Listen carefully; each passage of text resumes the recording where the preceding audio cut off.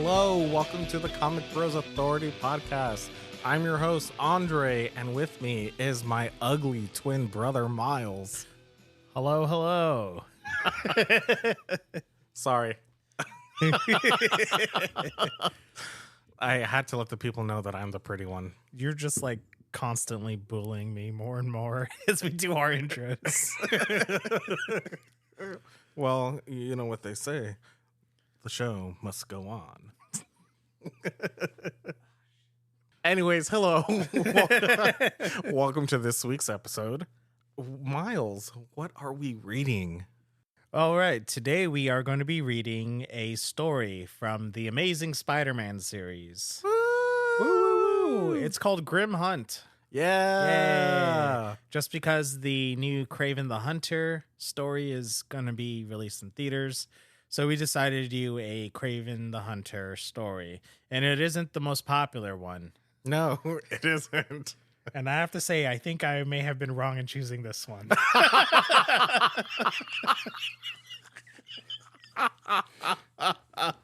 Oh, yeah.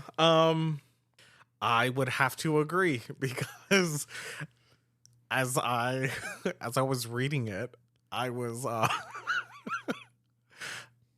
I thought to myself, damn, we should have read Kraven's Last Hunt.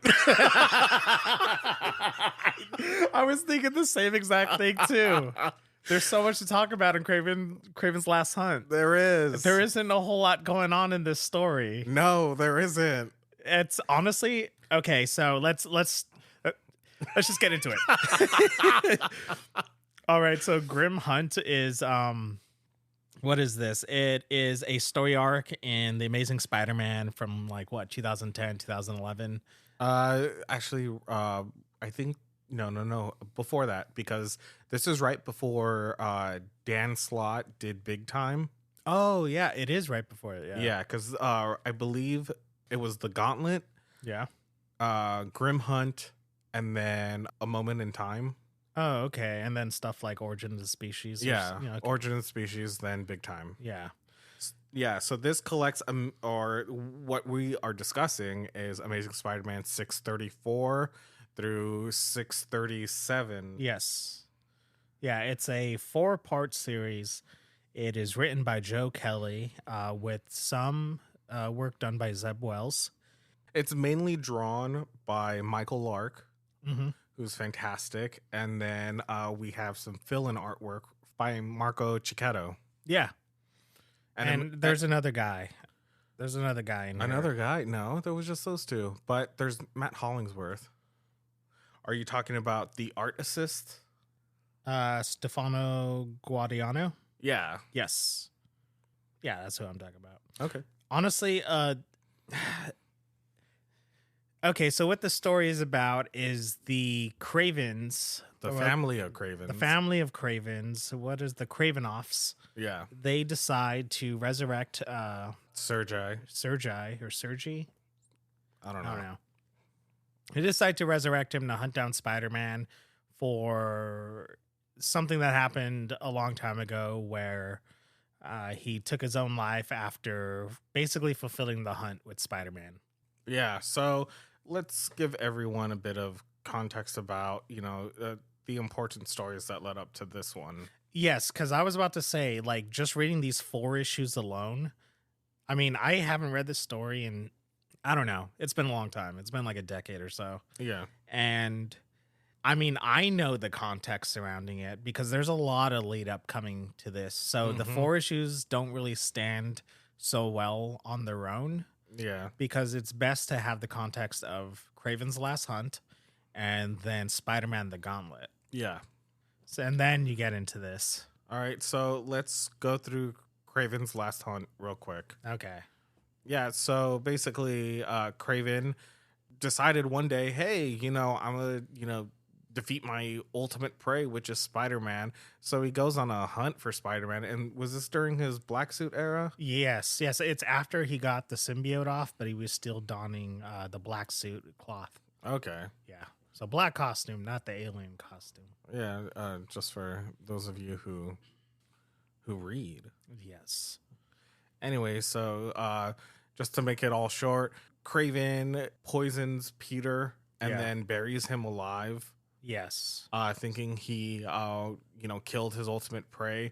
Doesn't he don the black costume at one point? Yeah, so he does that to say, I have bested Spider-Man and I can be a better Spider-Man. So it's basically like the themes of Superior Spider-Man, where he says, I'm a better Spider-Man than the Spider. So he goes off and he does. Isn't things that when in he his own- starts to beat the shit out of Vermin? Yes. And Spider-Man he just ends up crawling out in this awesome fucking cover by Mike Zeck. Yeah. Oh, it's so rad. I know, crawling out the grave. Yeah. Very Evil Dead. Yeah, very Evil Dead. And just like pushing himself up. That's so cool. Yeah. And how does that story end again? Kraven the Hunter shoots himself in the head. I know, but like I just kind of wanted to he thinks he bested Spider-Man and everything, and he just like there's nothing else to hunt. Yeah, because Spider-Man was his ultimate prey.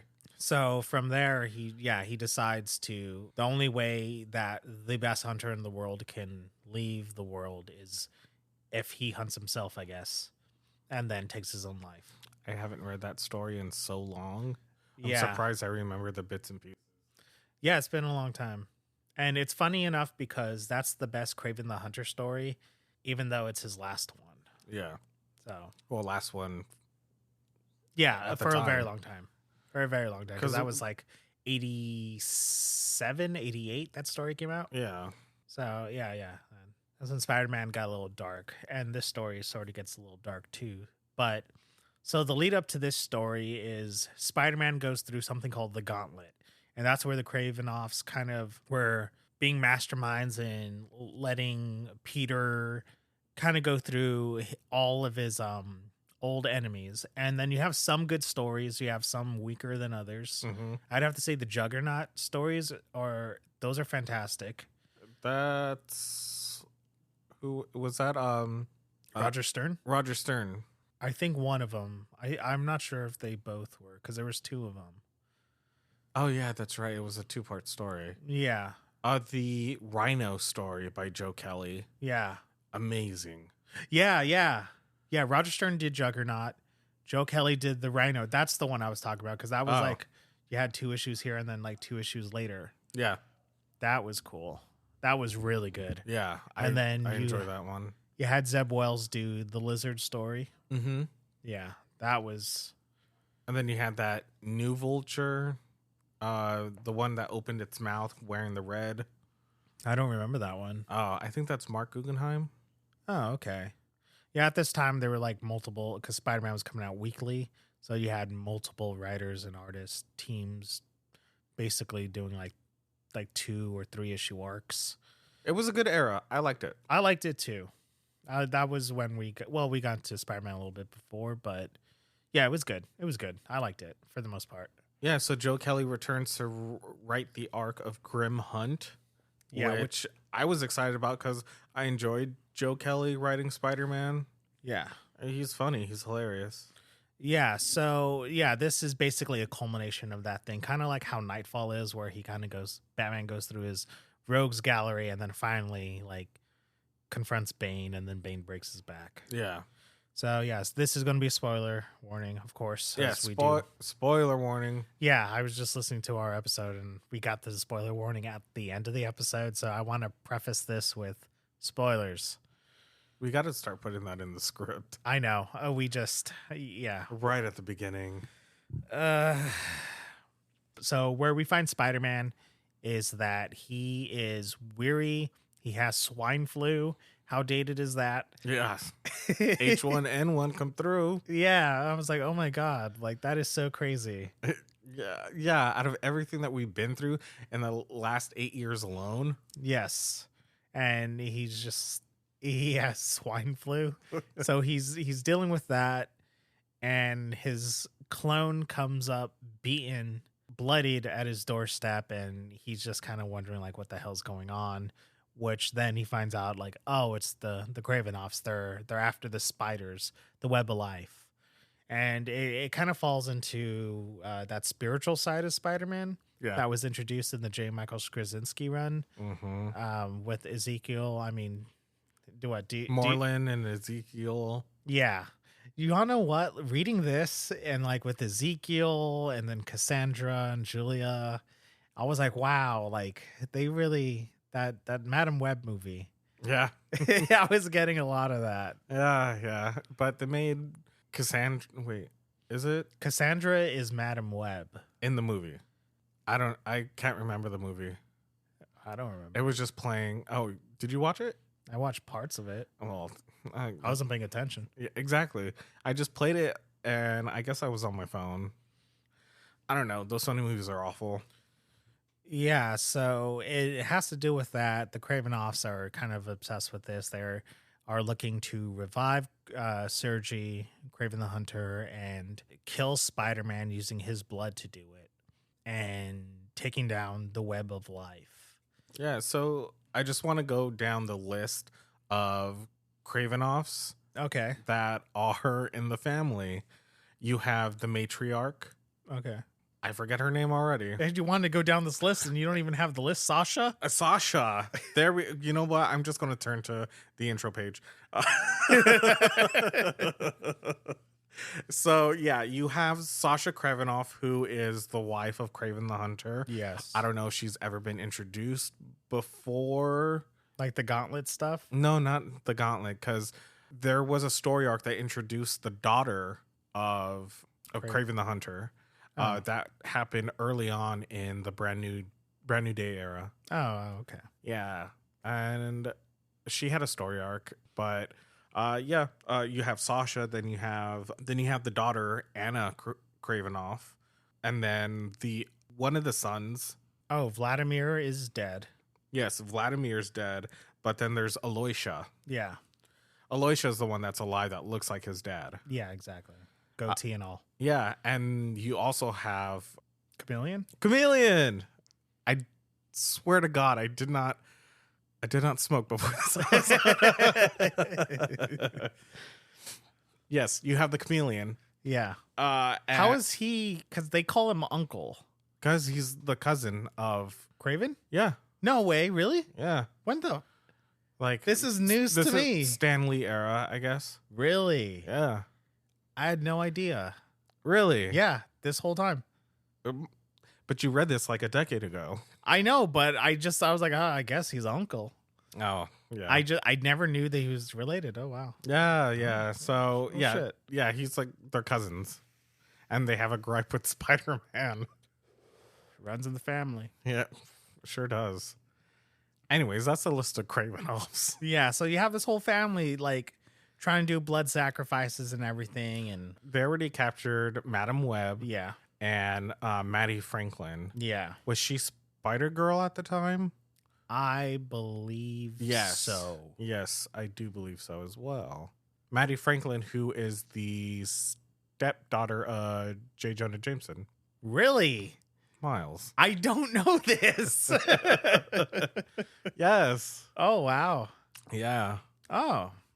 Yeah, because I guess he married into that family. Oh, wow. Okay. He's surrounded by spiders, Triple J. Yeah. Both figuratively and literally. Yeah. They whip up this massive plan to resurrect Kraven the Hunter. Things are going crazy for Spider-Man. Yeah. Okay, so I like Joe Kelly's writing. Yes. Oh, hold on. Our general thoughts on this. Oh, my God. Before we get into it. Yeah, I mean, this story doesn't work good on its own. No, it doesn't. It's 4 issues, and it seems to go by really fast. I do like it. I don't hate it. Yeah. But it just, this was we should have done Kraven's Last Hunt, because I think context works better around this story with doing the Gauntlet first, reading that, getting the full scope of things. Because in the background of all that, you have the Kravinoffs like, we're going to take down the spider.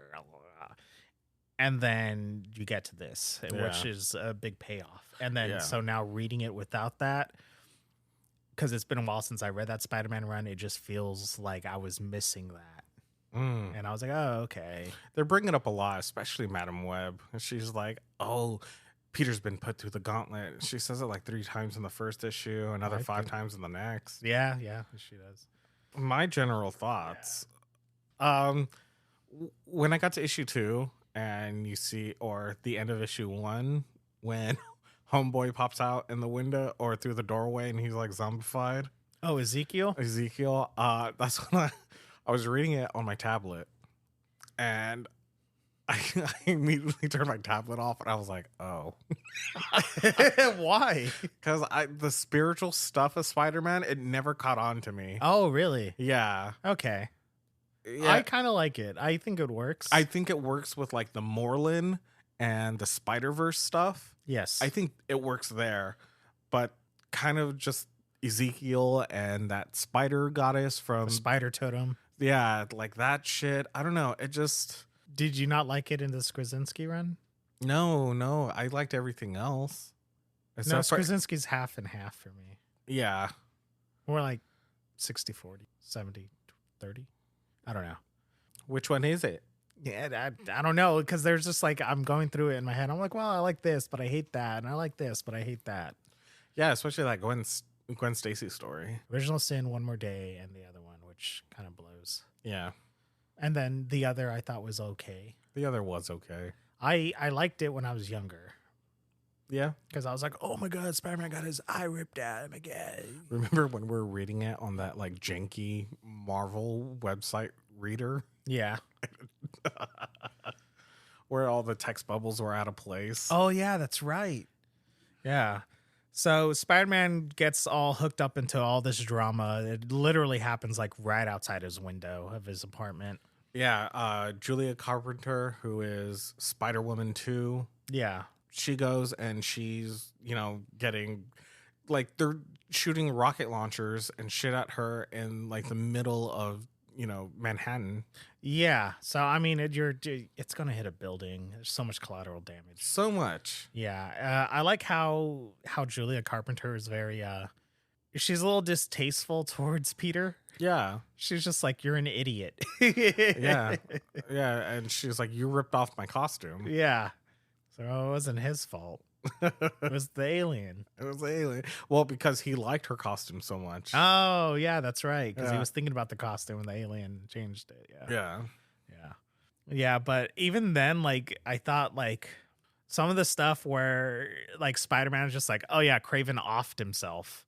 And I was just like, can you be a little bit more sensitive to that, Spider-Man? Jesus Christ. Well, I guess if someone's trying to kill you, you don't really have that much empathy. You're just like, screw it, whatever. I mean, the dude tried to kill you, buried you alive. Yeah, didn't he like pretend or like almost seduce Mary Jane or something in the story? Oh, gross. Yeah. I don't remember, but I'm sure. All right, don't take my word for that, folks. I have to reread the story. I'm going off of memory here, so Yeah. It's a story I read a long time ago in my early comic book reading. yeah.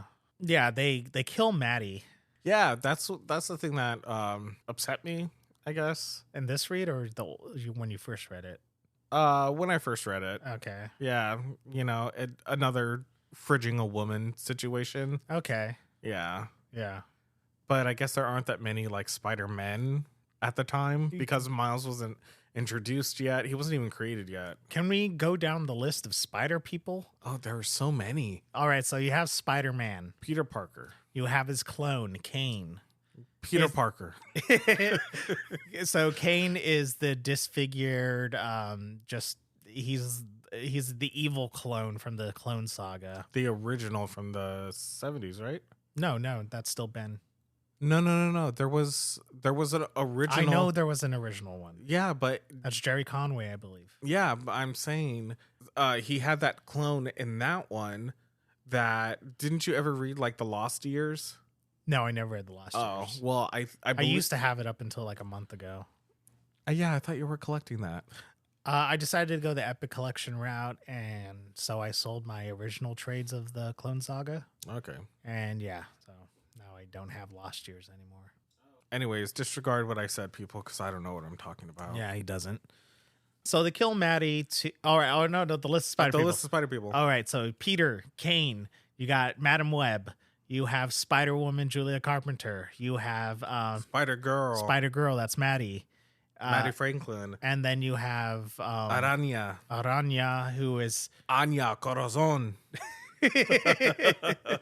What's her Spider-Man name? Arachnid? Arachne? Yeah. Arachne? Something like that. Yeah. I don't know. I never really dived too much into her character. Yeah, she just kind of like this cutesy character. Yeah, with goggles and tank.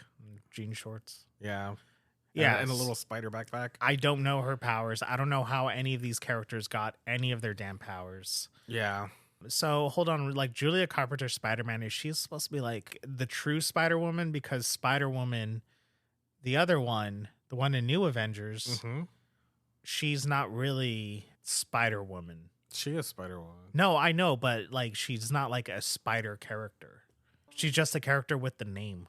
Well, they changed that in like 2005 with that Brian Michael Bendis series that was drawn by the Luna brothers, where she was living in London with her parents. Her father was experimenting on spiders, and yeah, I remember that now. Yeah, but her father was experimenting on spiders and was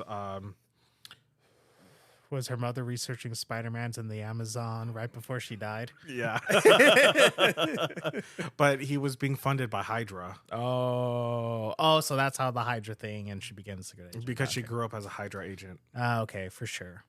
And then she became Spider-Woman, lived in San Francisco as a PI. Yeah, and that's okay. I just read that in Claremont's X-Men. Yeah, I'll get to that after. Yeah. So yeah, they kill Maddie Franklin to revive Vladimir, who's now this giant lion beast thing. Yeah. All he does is grr. Yeah, all he does is grr. And let's see. And then backups. Yeah, I didn't. Did you read the backups in this one? Yes, I did, because it was written by J.M. DeMatteis. Yeah. And I like his work a lot. Same. Guy's funny. Oh, yeah. So you find out Ezekiel is like some, I don't know. What is he, like an illusion? Oh, it's Chameleon. It's Chameleon. Da-na-na. Yeah, so Ezekiel pops into the door, gives a bunch of exposition about the Kravinoffs and why they're hunting spiders. Yeah. Peter can't believe it. He sneezes. Because he's sick, remember? Yeah, which he doesn't stop letting you know. Yeah. Yeah, and Cassandra is like, the web is broken. You know, it's going to be broken even further. Kane gets a haircut. Yeah, Kane gets a haircut. And he looks just like Peter. Who knew? But yeah, that's where he does the old Kansas City switch. Spider-Man is buried alive once again. So them thinking they captured Spider-Man, resurrecting Kraven the Hunter. It turns out, oh no, it was Kane the whole time. Who could have seen that coming? Oh my God. You know what? I figured it out back when I first read it. Same. It wasn't that hard. Nope. I was like, they can't kill Spider-Man. Yeah. Even like back then, 16-year-old me was like, they can't do that. No, you can't kill. I mean, Captain America died, but he came back. They always come back. Superman. Not Uncle Ben. That's all the time we have today, folks. Yeah, so, and then Kraven's back, but everyone's worried about his mental state because he was crazy right before he died. He came back and he's just kind of a dick.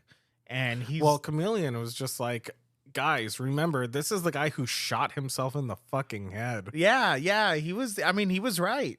Yeah. He was just like, dude, like, are we sure we're going to trust this guy? Because he's just kind of, crazy right before he died, and we just resurrected him from that point, so he could still be crazy. Yeah, but his family's fucking crazy. Look at his daughter. She's like a fucking serial killer. Yeah. And I like the way when Vladimir the Beast was going to attack Aranya, and then he's like, no, he just starts like punching him and breaking his arm, and like, he just maims his own kid. Yeah, and then he's just like, you don't do that. And then everyone's just like, yo, what the fuck? And Chameleon's like, Exhibit A. Yeah, so I mean, like I said, like we're like halfway done with this fucking story already. Yeah, I mean, because it's so easy. It just treads along so well. Yeah. And I'm not I'm not saying that, like this is a bad story. No, it's just like doing it, like I said, doing it on its own in a vacuum just doesn't work. There's about like 20 issues that you have to read before. This is like it starts at issue 34. The Gauntlet started around 612. 612? Yep. Well, there you go. Yep. There's like 20 issues of build up until this point. So yeah. But I do like, who the hell was the editor during this? Because they were genius for getting both Michael Lark and Checetto to be on this. And damn, do they complement each other so well. Yeah, I have to give praise to Matt Hollingsworth and his colors. Yes. This is when I first started to really like Mark Checetto's artwork. Yeah. I guess he did Daredevil Shadowland. Oh, really? He did that era of Daredevil, which I loved. Shadowland? No. The art. Oh, the I art. didn't Okay. like. I didn't like the story. I like the art. Right. Okay. But yeah, Checetto and Michael Lark really handle everything so well. The thing about Michael Lark is that he's really good at doing just regular people. Yeah, he's in the same line of Sean Phillips. Just about to say that. Yeah, because I know Michael Lark worked with Ed Brubaker before. Gotham Central. Yeah, Gotham Central and Scene of the Crime. Oh yeah. Didn't he work on that with Sean Phillips too? He did. All the three of them. Yeah. Yeah, and yeah, that's why it's just like some of the stuff I see, like the facial features, kind of reminds me of Sean Phillips' work. Mm-hmm. And yeah, but yeah, definitely the colors helps it make the art feel more. It was so moody. Yeah, it makes it feel more consistent. Whether like, and that's like the problem with some of these books where sometimes you just have like multiple artists and it just doesn't look the same. Like we talked about in Superman War World, like all those artists were so different. The styles were so wildly different from each other that it just kind of like, it was jarring. yeah, like taking away all that was jarring. But like when you get to Checetto and I think it's pronounced Checetto, right? Checetto, whatever. Checetto, I don't know. But yeah, you get Apologies, sir. apologies and I love your work. But big fan. But yeah, so you switch between the two, and I don't have a problem. It's seamless for me. I think because their artwork is very dark and reminiscent, because even if you take away the colors of it, there's a lot of shadowing in both of their work. Yes. And I think that's what makes it work, and it's not, jarring. Yeah. When you switch it up. I have to say, big props to Marco Checetto for that page of Spider-Man just hung up on the wall with the knives in him. Yeah, that's a good one. But this one is my favorite. Oh, Sexy Kraven. Sexy Kraven. Mm. Yeah, that's... Don't get me wrong. Love a big, strong Russian man. Oh, okay. I'm just thinking about Putin on a bear or something. No, but yeah, like that whole thing, that pose of him just kind of slouched in his like throne of like skulls and shit. Like it's so cool. Like I wish I can do a pose like that. You can, but you can't pull it off. No, I can't. I have dad bod. I dress like a dad. I mean, you've been wearing dad shoes for how long before you were even a dad? Yeah, like 2 years before I became a dad. I was like, damn, New Balances, Reeboks, Hokas, sign me the fuck up. But yeah, so Kraven's pissed off that he's alive. He doesn't want to be alive. He says he created a masterpiece and that they ruined that masterpiece. His wife took it away. Yeah, and he's so like scornful and like... You're right, a dick. Yeah, a dick. And she's just like, I love you. What happened? You're supposed to put our family to greatness. And he's like, you let it fall from greatness while I was gone? Like it was never supposed to fall, baby. Yeah, he's just like, hold up. What do you think you're doing while I was gone? You're not holding down my fort? Like, you call yourself a Kravinoff? Yeah, she's like, it's mine. I'm a Kravinoff. And he looks at her and goes, bitch. No, I'm kidding. That's staying in. But yeah, Spider-Man gets all like, how do I say it? He dons the black costume again, gets extremely violent. Well, he gets the black costume because Kraven left it out for him with a post-it note that said, "Find me." Oh, I thought he said, "Hunt me." What? Hunt me, Spider. No, you have to do it with a Russian accent. Hold on. Let me get that. Find it. All right, hold on. Tavage. I can't do it. Hunt me, Spider. Hunt me, spider. No, wait, No. that's Transylvanian. Yeah. Damn, you're racist. Oh, no. That's staying in. No, but yeah, like they have their final confrontation. Yeah, and Spider-Man was hell-bent on killing him. Yeah, he was straight up about to kill him. Madame Webb dies, gives all of her power to Julia. She becomes the new Madame Webb. Who looks just like Cassandra movie version. Yeah, exactly. And so it just becomes that. He's about to kill him, decides not to. Because the only one who can kill Kraven is Spider-Man, since they used like his clone blood to revive him. Yeah, and, it's break that curse. Yeah, it was when Sasha was talking to Kraven, and she was like, "Oh, I used your spells and all this." I was like, "Spells? I thought this guy was just like a hunter. I didn't know he was into the occult." That's why you could hear the drums. I can hear the drums. I think the drums happen in Kraven's Last Hunt too. Or am I thinking Todd McFarlane's Spider-Man? I didn't read it. It's so bad. I feel bad for Todd on that one. So yeah, Spider-Man doesn't kill him. I don't know what the hell happens to the Kravinoffs right there. They just kind of like They teleport away. Yeah. I To don't the know. savage land. Yeah, where Kraven believes that he can build up their strength once again by becoming like pure hunters in the Savage Land. If they survive, they'll be worthy of the Kravinoff name. Yeah, to which Sasha says that thing we said earlier, like, I am a Kravinoff. Like, how could you do this? This is my family. He snaps her neck right there. With one hand. Damn. I know. I better see Aaron Taylor Johnson do that. He honestly, I saw some clips. He goes pretty wild. Oh, really? Yeah. Okay. I believe it's rated R. Yes. And then resurrected Lion Vladimir, well, he ends up dying. Kravinoff just Kills him. kills him and says, "You deserve better than this." Yeah. I mean, that was a mercy kill. Yeah. I don't blame him for that one. I don't blame him either. Yeah, and If I saw my kid resurrected as a damn lion, I'd be like, what the fuck? yeah, I just kind of just leave it as is. I'm like, all right, whatever. You're dead. Yeah. Be at peace, child. Yeah. Yeah. But yeah, I mean that's really it. Like I said, like this is the conclusion of a like year-long story or half a year or whatever it was. And so there's not really much to say else besides that whole recap. And yeah. Yeah, honestly, the fact that you have to read a lot to get to this point, it's not like a That's why it doesn't work in a vacuum. Yeah, it's not, and this is supposed to be like a mini event within the comic. Yes. It doesn't really hold up like that. The art does tend to suffer towards the end on Michael Lark's part.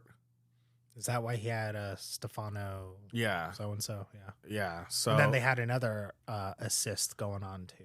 yeah, and you can see that those pages looked a lot more rushed than they did at the beginning. Yeah. But I don't blame him because he was put on a Weekly book. Yeah, because this was coming out like 3 times a month. Yeah. That's crazy. Yeah. Yeah, Marvel was really bold for that one. Yeah. I do have a question on what happens to Sasha's face. Remember when Spider-Man grabs it Yeah. and then there's just blood in that panel? Mm-hmm. I don't get it. What happened? What did you do? Did he He used his sticky fingers on his face and then ripped off her skin. Is that what happened? Yeah. Okay. Yeah. And then that's why you see like the hand mark on her face in the Savage Land. Yeah, I noticed that. I was just kind of like, where the hell did that come from? And also him, where she thought she saw Kraven, but it was actually Spider-Man. And everyone was like, how did you do that? And he's like, anger makes you do things. Yeah, I didn't get that part either. I had to like double I was read. like, I was like, what's going on? I read a few pages after and before, and I was like, I don't know what's going on here. Yeah, because Spider-Man comments like, "Oh, talking to yourself is XYZ," Yeah. and then Anya is like, Kraven was. She acknowledged the fact that Kraven was there. Yeah, because they say, how did you do that, Peter? And he says, anger makes your body do things. So What happened? yeah, that's the part that tripped me up. Yeah. But the story is competently written Yeah. by Joe Kelly with assist from Zeb Wells. Yeah. Yeah. He helps in the last issue. Yeah. Oh, the last two. Yeah. Yeah. So, I mean, it's a good story. But like I said, we should have done, I think we should have read the Gauntlet. But that would have been too long. Yeah. I don't have time to read 20 issues right now. And talk about, well, we literally just did that with Superman. Yeah, but I spread that over time. It took me a few weeks in between other shows, and then Don't tell the people our secrets. oh my god, I'll let you know. I read up until the moment we record. That's my secret, Captain. I've seen him do it. Yeah, I'm just like, hold on, we're supposed to start at 1. I'm sitting here, it's 1:45, and I'm like, and I'm done. Yeah, but yeah, that's Grim Hunt. Yeah, that's Grim Hunt. Yeah. This is our shortest episode ever. Yeah, honestly, I don't even know. It was good. It was not great, but it was good. Yeah. All right. So I did look up on, if you are interested in reading this, it's collected in hardcover, the standard size hardcover, the same size as a trade paperback.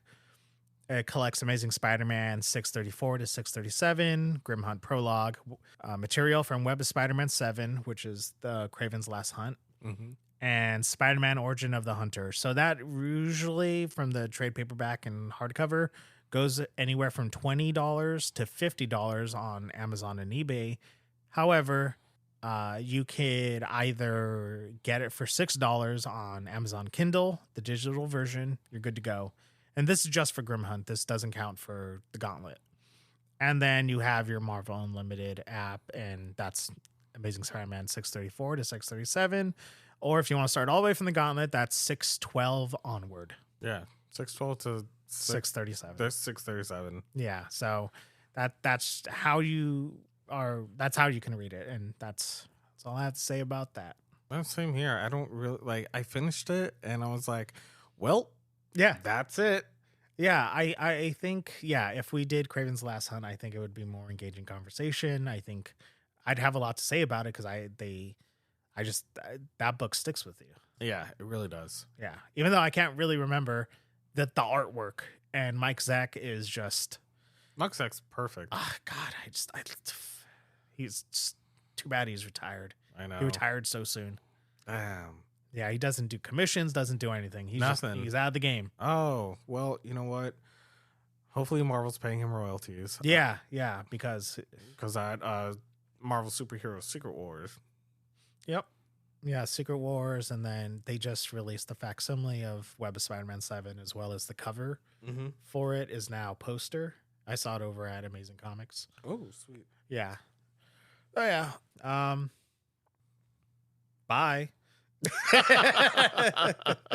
You can find us at our socials at Comic Bros Authority on Instagram, TikTok, or you can send us an email if you have any questions, comments, or concerns at comicbrosauthority@gmail.com.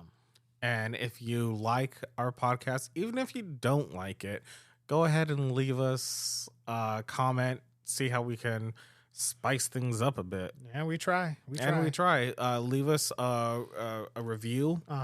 That is greatly appreciated. It helps us reach the audience that we want to reach. Thank you. Yeah, I just saw our Spotify Wrapped. How'd that go? Because I didn't log in and look. Oh, well, the Spotify Wrapped wasn't detailed this year as it was in previous years. Yeah, what's going on with that? I don't know. They used AI. Oh, of course. Yeah. But we have a listener in Russia. Oh, we do. Oh, hi. One listener. Hi. Hi, Russia. Hi, how are you doing? All right. Yeah. Yeah. People. Where else, Andre? Oh well, the Spotify Wrap. Yeah. Yeah. We mainly have a female-dominated audience. Oh, we do. We do. Oh, that's interesting. Yeah, I know. Wow. Yeah, and it's giving me demographics. Oh, okay. So basically, the age range of late 20s to 40s. Oh, okay. Cool. Yeah. Oh, wow. We're a hit with the ladies. Right on. Hey. Hey. Oh, that's interesting, huh? Yeah. Oh, wow. Thank you, ladies. Thank you. And the gentlemen too. I know you're out there. Thank you. But I see you. I hear you. I love you. you are justified and ancient. Yeah, before we leave, Andre, since this episode is like really fucking short, What's up? what have you been reading lately? Ooh, God. To be honest, I don't think I read a whole lot this last week. Absolute Wonder Woman. Oh, fantastic stuff. Oh my God. God. It is so fucking good. Jeez, man. I feel like that first issue is one of the best first issues I've read in a very long time. Mm-hmm. But the And second then- issue was even better. Yeah, second issue gets awesome. Yeah. I love that little exchange where she's like, it's like, oh, so you have a Pegasus? And he's like, no, that's Pegasus. It's like, a Pegasus? No, the Pegasus. It's like, wow, that's awesome. Yeah. Metal. And it's all bones. Yeah. Feel bad for the artist drawing that. Yeah. Yeah, but Hayden Sherman is killing it on that artwork. Yes, yeah. Yeah, I went to their profile. And, Oh, really? Yeah, because I was just like, who is this person? Went and I looked. Amazing. And apparently they're doing a Batman story with Dan Waters coming out soon. Oh, yeah, that's right. Yeah, Our Dan Waters up and coming. I was talking to Wendy at the shop. She was just like, that's a writer to look out for. I think he's taking over Nightwing right now, right? Yes, Nightwing, and he also did the Creature from the Black Lagoon with Rom V. There we go. So what I've been reading lately, besides No one asked. Okay. See you guys later. Bye. Bye. Go on. I'm sorry. Go on. No, I just read Matt Kent's Mind Management. How was that? Holy crap. It was great. I just read the first omnibus, which collects his first 2 volumes, like the first 12 or so, Oh, okay. or 10 issues. I don't know. They don't have issue numbers in there, and I didn't really care to count. I was just fully enthralled in it. It reminds me of something very high concept, like a Christopher Nolan movie, and also like Scanners. Do you remember Scanners? Yeah. Do you know how like that movie's about like psychics and it's like corporate espionage? Mm-hmm. It's that. Okay. It's not corporate espionage, it's just plain espionage, but with a division of spies that use psychic abilities, and it just sort of unravels as you go along, and every part of the page isn't wasted because you get new information from the story that fits into these issues. So the borders of each page are lined up with the guidebook of how to be an agent of mind management, Mm-hmm. or mind MGMT. And at the top, you have more of that stuff saying, everything within these borders you have to listen to. And then, so every book, every issue it's kind of bookended with like history of the Bureau and history of different people who have different abilities. So you get people who can heal themselves with their mind, other people who can make you forget, other people who are more like empaths that can make you like turn into a giant rage monster. And it's so crazy. It's so good. And it's really well done. The artwork is very scratchy. Oh, love it. Yeah. It's the faces aren't like too well defined. It's not, I don't think it's Matt Kent's best drawn work, Mm-hmm. but it holds up for the kind of story that it is. And I really enjoyed it. And then also they have ad pages in there, which it ties into the story as well, because you have people who can write ads to influence the masses, kind of like that movie They Live. And yeah, so you get these ads and it's so crazy. It's like there's no wasted space at all in this damn book. Okay.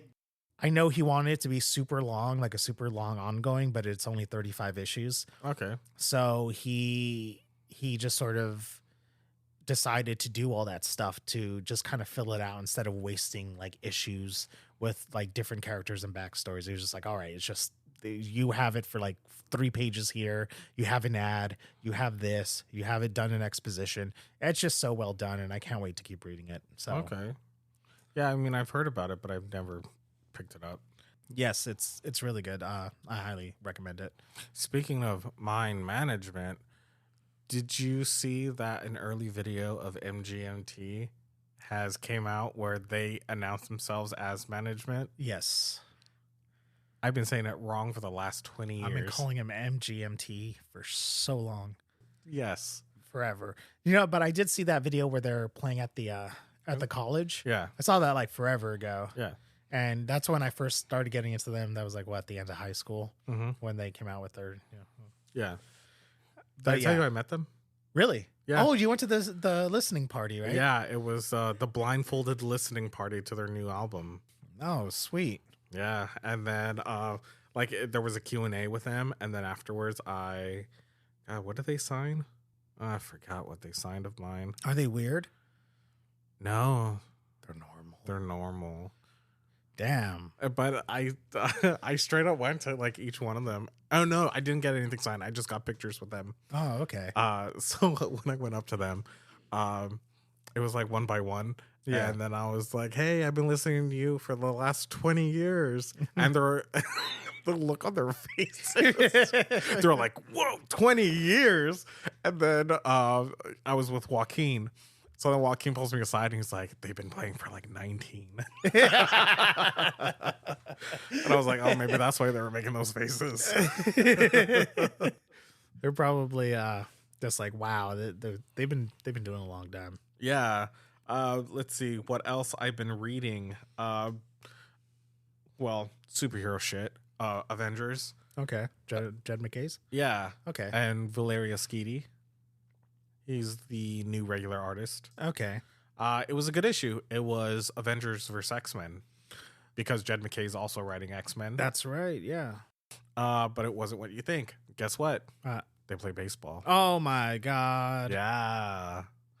Yeah, so it was Avengers vs. X-Men baseball. They're using powers. Oh, okay. And they have a sit down. And it's nice because there's a great character moment between Carol and Scott. Yeah. Captain Marvel and Cyclops. And they are talking about like how everything has been going down.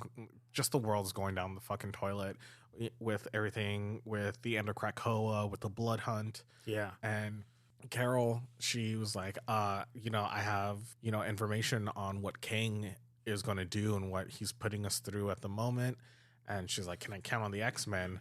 And, she mentions a long history. She was like, there was one time where I called myself an X-Men. Yeah, yeah. And then I just got to that part in Uncanny X-Men. Yeah. And Scott was like, yeah, you were an X-Men and, you're really close to us, your family. Yeah. Good. So it's really nice to see Jed McKay bringing that history, and because a lot of people seem to forget that. Yes. That Carol Danvers and Jessica Drew, Misty Knight, they were all really close with the X-Men. Yeah. Because Misty Knight was roommates with Jean Grey. Yeah. Jessica Drew had the X-Men staying with her. Yeah, yeah. Around Secret Wars 2. Yeah, that's right. Yeah. Yeah, and then the X-Men helped Carol after the abysmal fucking Avengers 200. Yes. Yeah, and then the Avengers Annual number 10. Yes. Yeah, so they helped Carol through all that trauma and all the rogue stuff. Yeah. So I mean, and shit, and Carol was traveling with Scott's dad in space for a while. Yeah, yeah, as binary, right? Yeah. Yeah. There's which that's a perfect segue into what I wanted to talk about with X-Men, because I'm currently going through the Epic Collections of Chris Claremont, and because when I started Chris Claremont's X-Men, I started at issue 189. Damn. Yeah, and then I went all the way to there's like a whole 90 issues before that. Yeah, I know. So. And then I stopped reading X-Men at Onslaught Saga. And that's well after Chris Claremont leaves the book. But yeah, Matt, I just, in Epic Collection number 7, I Magneto, that one. Yeah. Yeah, that's his like third book, Chris Claremont's. And so in there, you have collected Avengers Annual number 10. So that's when Carol Danvers joins the team. When they first meet Caliban, they're hanging out with. Is this where Caliban steals Kitty? Yeah, and they're hanging out with Jessica Drew. Yeah. Yeah, and they're all at a party and shit. Yeah, because they're, oh, God. I don't have this issue because Chris Claremont was the writer for Captain Marvel back in the day, and he was also the writer for Spider-Woman. Oh, okay. Yeah, and Iron Fist. I was aware of Iron Fist and Captain Marvel, and that's why or Miss Marvel. Miss Marvel, and I know that's why he got like super pissed off during the whole Avengers 200 thing. Yeah, because God, that was just fucking awful. And that's when he brought her into the fold. So right now, Carol Danvers is palling around with the X-Men, and I read X-Men issue 150. Mm-hmm. I just finished that one, and that's with the anniversary issue, and they're fighting Magneto on an island. Mm-hmm. And Scott is dating some captain of a ship. Yeah. Holy crap, that was a hell of an issue. I loved it. Is that the one where they're attacking Magneto and Magneto thinks he killed Kitty Pryde? Yeah. And then that's when you get his Jewish backstory. Oh, yeah. Because he says, he's like, I watched my family march into the camps and never be seen again. Mm-hmm. They're like, there's nobody with my name anymore. Like, they eradicated my name. And I was like, oh, shit. Like, because before that, he's a mustache twirling villain. Yeah. And then so you get that. And then he's like, what have I done? Like, as he's holding Kitty, he thinks he killed her. And I was like, oh, shit. This is like the seeds being planted. Like, oh, he's a survivor. And I was like, oh, this is fantastic. Yeah, it's when Magneto basically is like, you know what? I'm done with this shit. Yeah, well, first he tells the world, disarm your nuclear weapons and let mutant kind take over. Mm-hmm. And then they start shooting nuclear missiles at him, and then he's just like, fuck that. Yep. But then he changes his ways and saying like, oh my God, I'm going the way of Hitler. And it's pretty crazy to see that, because before then you didn't really know anything like that. And also the issue itself, because Dave Cockrum's back on art duties during that time with, I think, Joseph Rubinstein. Mm-hmm. And yeah, it could burn left because I guess him and Claremont had a falling out. Mm-hmm. But yeah, this issue was just like packed full of action. It flew by. It wasn't that Claremont usual stuff where he's Colossus' steel body turns into metal and blah blah blah, and then but he doesn't know that I can control metal. Yeah, where he's just like, hey, everything's fucking like repeated over and over. I understand that's the Jim Shooter rule. Yeah, every issue is somebody's first issue. I get it. Mm-hmm. But yeah, this issue flew by so well. It was action packed. Everyone's dialogue was snappy, and that's like my struggle with the early Chris Claremont issues, is just how freaking wordy everything is, and so it makes it slow. But this issue, it's double sized, but it was so great, and it flew by, and everything was so great. Yeah. I love Claremont's X-Men run. Yeah. So yeah, that I just read that one, so I wanted to talk about it. After I was done, I was just kind of blown away. I was like, this issue came out in 1982, and I'm blown away in 2024. Yeah. I mean, that's how I felt with most of his run. I mean, I am a fan of the early stuff because you get a lot of character work. Yes. Especially for Scott. Yes. Especially for Scott. And yeah. You know me, I love Scott. Yeah. I'm probably the only person who does. You and like Jay editing. Yeah. You two are the only. Because, that's my boy. Yeah. I've always loved since the cartoon. And you can see Claremont wanting to progress Scott and actually get him away from the X-Men. Yeah. But it's editorials like bring him back. I mean, he was moving on his way out. I believe his editor at the time was it? No, it wasn't Anna Senti just yet. No, it was Simonson. Simonson, yeah. It was Wheezy. Oh, this is before she was Simonson. Yes. Okay. This is when she was Jones. Yeah. Yeah, I mean, of course it's her following Shooter's rules, but it's so... For me, that's when X-Men really took off as like this melodramatic soap opera. Yes. But Love it. I don't mean that in like a negative connotation. No, that's what X-Men is. That's its thing. That's, I think, like X-Men and Spider-Man specifically are just like, oh yeah, these are soap operas. Mm-hmm. Long form soap operas. I mean, yeah, you look at what is that, General Hospital or whatever, Mm-hmm. and that went on for decades. And just have characters die and leave, Come back, grow up, come back. I never really died. Telenovelas. Yeah, exactly. So yeah, this good shit. Good shit. Love it. Yeah, Everyone go read Chris Claremont's run. It's amazing. Yeah, we'll talk about that another time, though. I do have an idea for that. Oh, me too. Hey. Hey-o. Yeah. I'm still, based on your recommendation, I am reading Meg, Mog, and Owl. Oh yeah. All right, we have a deleted scene from our Superman podcast where I talk about Meg, Mog, and Owl, but I had to cut it out. And I will release the full version soon. I am working with getting our things outside of just audio only. Mm-hmm. I'm working on something. You guys stay tuned. Hopefully it goes through and I don't get lazy or my ADHD doesn't allow me to do it. So, or depression. Does that mean I have ADHD too? Yes. Dear God. I need to see a doctor. Do it. TikTok told me I had ADHD. All right. Well, that is our episode for today. Oh yeah. Yeah. So like we said, write in, leave a comment, rate, subscribe, do all the fun stuff. Thank you. Yeah, thank you so much. Thank you listening. for everyone who's been listening. Yeah, thank you for listening for this last quarter. It's been, just, I don't know. You guys are real special. Yeah, and we'd like to interact with our listeners more. If you could, please. That kind of gives us a joy. It makes this more fulfilling because I know me and Andre here are just doing this for a hobby. Even though we have a chaotic schedule with this and our personal lives, this is just a lot of fun. I really can't wait for recording days. So honestly, same thing with me. I always have to tell everyone about our podcasts whenever I see them in person. Yeah, me too. I'm just like, oh man, yeah, there's certain podcasts out there available on Apple Podcasts and Spotify right now. Yeah, I go up to our friends and go, have you listened to our latest episode? And they're like, we haven't even started. Yeah, I'm always trying to ship it over to my exes. It's like, hey, have you listened to it? They're like, no. Like, I know you don't read comic books, but come on.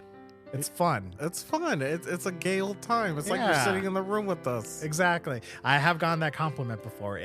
They're like, yeah, it feels like I'm sitting in the room with you too. Aw, shucks. Like, oh, man. Aw. Well, whoever they are, they're a sweetheart. Oh, yeah. It was Ashley.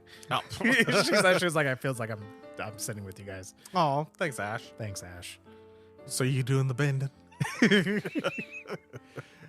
All right, thank you again. Yeah, thank you, listeners. You have made this a wonderful experience and a wonderful year for us. Likewise.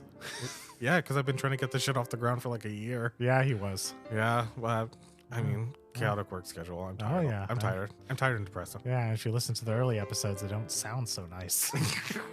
Yeah, someone told me, they were like, ooh, why does Miles sound like he's in a wind tunnel? It's like, yeah. I was like, yeah, but you have to listen to the later episodes. Yeah. So you can get all the good magic. We upgraded our equipment. Hell yeah. I was like, I went broke for this. I didn't, but No, sure didn't. no, because we got a good deal. Hell yeah. Thank you. Yes. Again, thank you. All right, so this is Miles signing off. Andre signing off.